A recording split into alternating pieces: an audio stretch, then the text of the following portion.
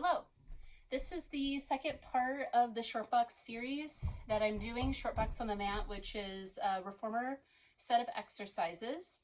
I did a previous video that showed how to use the theraband to kind of warm up and learn some of the Shortbox movements. This is the next step to that. So you could still use the theraband for some of this, or you could grab a pole. I will use the theraband to hold overhead, but I won't use it to help me roll back. You can do these exercises on a pair of yoga blocks I have here, or on a barrel, or maybe a pillow, anything that's a little bit higher, that will keep you out of your hip flexors, but also start to give you an idea of what it would be like to be sitting up on a piece of equipment to do the Shortbox series. So I am going to do a video of the Shortbox on the reformer so you can see what that looks like. And this would be the next prep to that. So you could start with a yoga block, and then if you have something a little bit higher, you could do that. I would say a traditional Shortbox is probably about 2 thick yoga blocks high. So that's about how high you would be when you're on your reformer. So this is a good place to trial these exercises before going on the reformer to try them. The only other thing that you might want is a pair of weights, or if you have a strap, you could use that. When you're on the reformer, you have a strap, and that's sort of what I like to say is your lifeline. But here we're just going to do these exercises with bent legs or cross legs. So let's go ahead and get started. If this seems like too much, you can always revert back to the other video where I have the theraband. That's a really helpful tool when you're learning these. So I definitely recommend trying that quite a few times before trying the exercises without the band. So I'm going to sit up nice and tall on top of my blocks. I have two of them side by side just to give me a little extra balance. If you have one, you could definitely do it, but I have them the long way this way so that I have more area from front to back.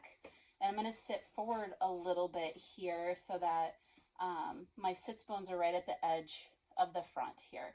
I'm going to have my legs bent, and we're going to go into our first exercise, which is round back.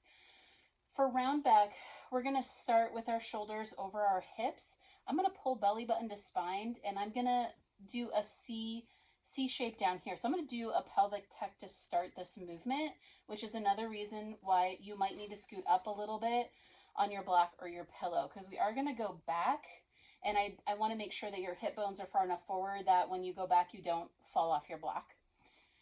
So safety first, you can always take your hands here and round back to see if you have enough space. So we're going to sit up.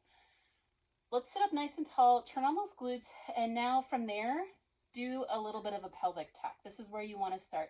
Then from here, I'm going to just round my neck, keep some space, and I'm going to be shoulder over hip, and I'm just going to put my hands right across my belly, and I'm going to inhale as I continue to pelvic tuck, pulling belly button to spine. I'm going to round back. So think half roll back, and then exhale. I'm going to round forward until I am shoulder over hip. So inhale, I'm going to continue to pelvic tuck. I'm going to roll myself back until I really feel that core engagement. And then I'm going to exhale and come forward. Good. Inhale as we roll back. And exhale as you round forward.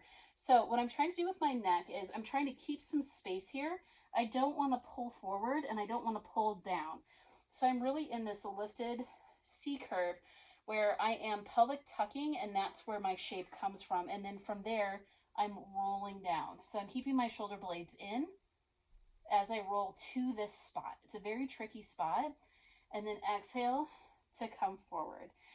And that is your round back, which is the first in the Shortbox series. Then from there, I said I was going to use a theraband, but I chucked it, so I'm not going to use a theraband.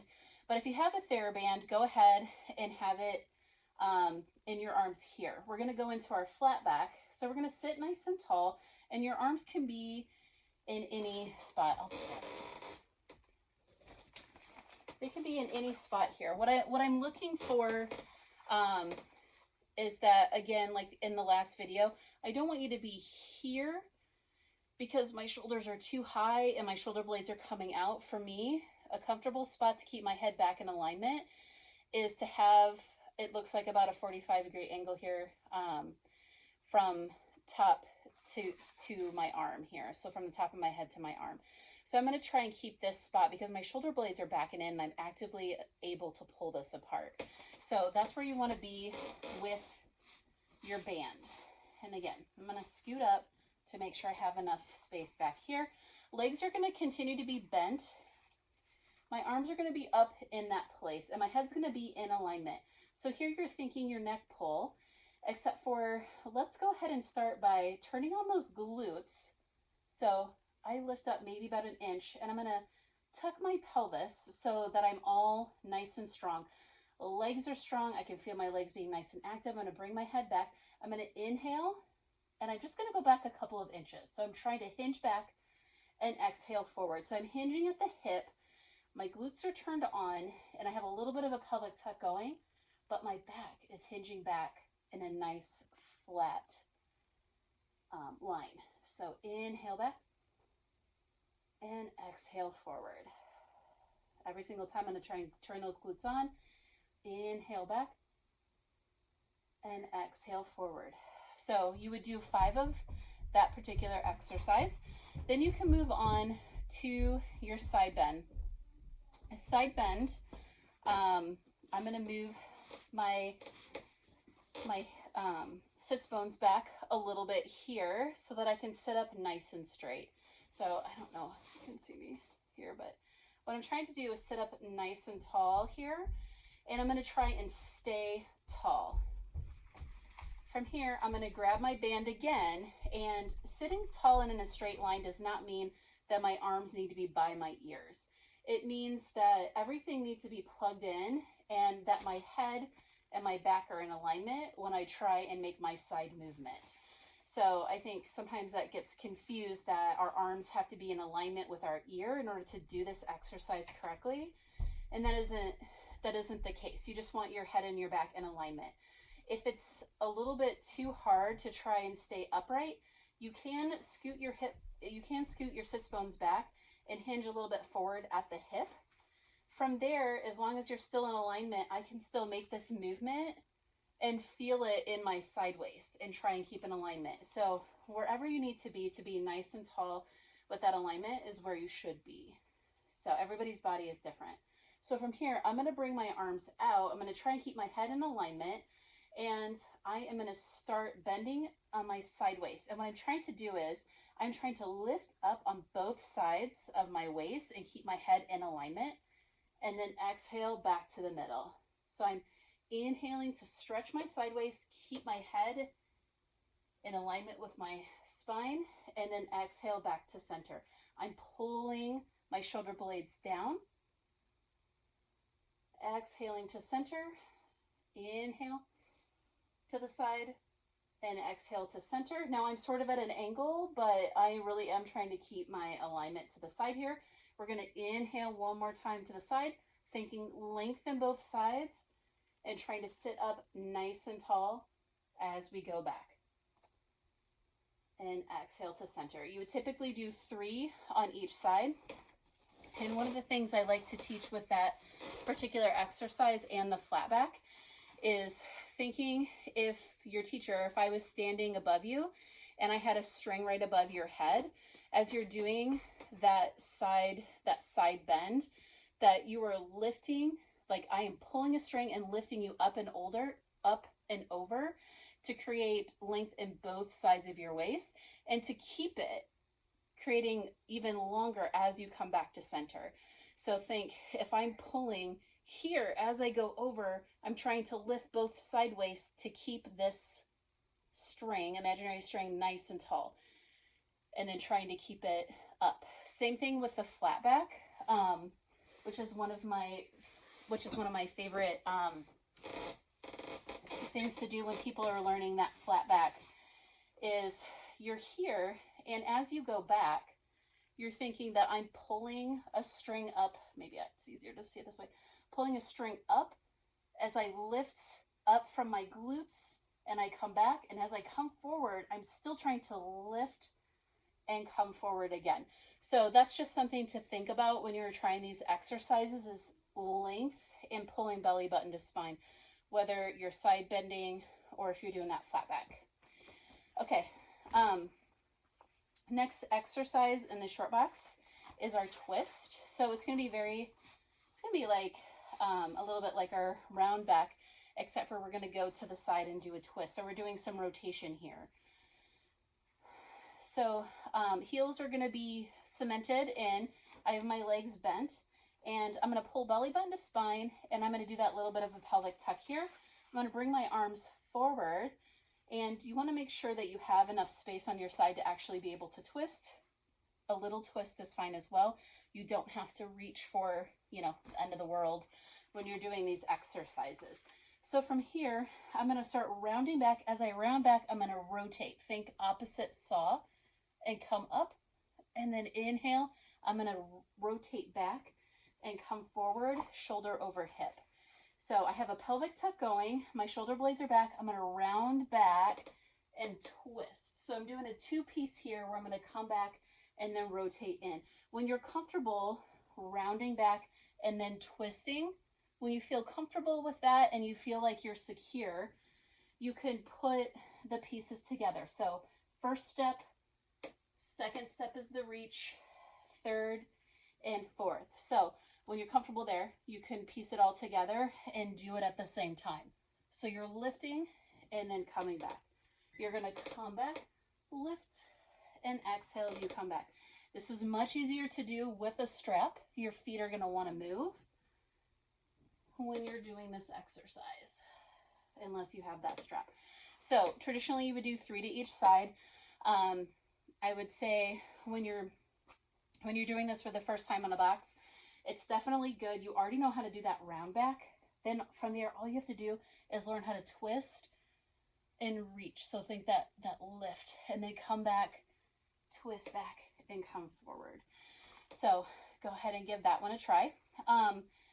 The next exercise in the series would be tree. And I think I'm not going to do that with sitting up on here. You could do it, but unless you have a strap, I wouldn't recommend it. So if you watch the first video that I have with the band, I would recommend continuing to do that until you have the ability to have a strap that's really secure. And then you can try it up on a set of blocks. I just don't really like to teach that one unless I'm there with a client. So I would recommend going through the theraband version, which I will run through really quick again. So without the stretches, so I would just refer to the earlier one here. You can also do tree without the band. So you can do the mat version of it, which is tougher than using it with the band. But I'll just do it on one side here. I'm going to have my standing leg is going to be nice and flat on the mat. I'm going to have a nice flex foot, and my heel is going to be cemented into this mat. From here, I'm going to put a band around what's going to be my working leg, or my leg that's up in the air. And I'm going to bring that straight, point it, and I'm going to roll myself back. I like to use the hand, the same hand leg side here to come back. That way I can look to make sure that my standing leg is in alignment with my hip, and that this leg is also in alignment with my hip. What can happen is you can start to turn one way or another, and I want my hips to be nice and straight. Then from there, I'm going to bring my head down, and you can do a couple stretches like I talked about in the other video, but while you're doing this version of tree, I want you to think that you're actively trying to pull your shoulder blades in. It would be very easy to bring them out and just walk up using your arms. What I want you to do is I want you to use your core muscles. So as my leg is up here, I'm going to tuck my chin, and I'm going to come to this place right here. This is a really good starting position, and I did not do this in the other video, but when you want to advance a little bit more, this is a good place to be. It's almost like it's like your roll up, but with your leg up in the air. That's what treat is. Then from here, I'm going to basically do a little bit of a pelvic tuck, pull belly button to spine, and see if I can lift up without really using that band. Now, when I come up to the top, I'll go ahead and pull on this band, pull my shoulder blades in, maybe get a little stretch here. But the next step to doing this would be to then resist and see if I can come back down without using that band. And then I'm going to tuck, and my leg is dropping a little bit here. And then I'm going to come up when I get to the part where I'm really already up and I'm not going to fall back. Then I'll plug my shoulder blades in and I'll pull on that band, maybe give myself a stretch, pull belly button to spine, and then I'm going to release and roll myself back down and land my head. And then you repeat that on the other side. So that would be the next version of the Shortbox series that you can practice.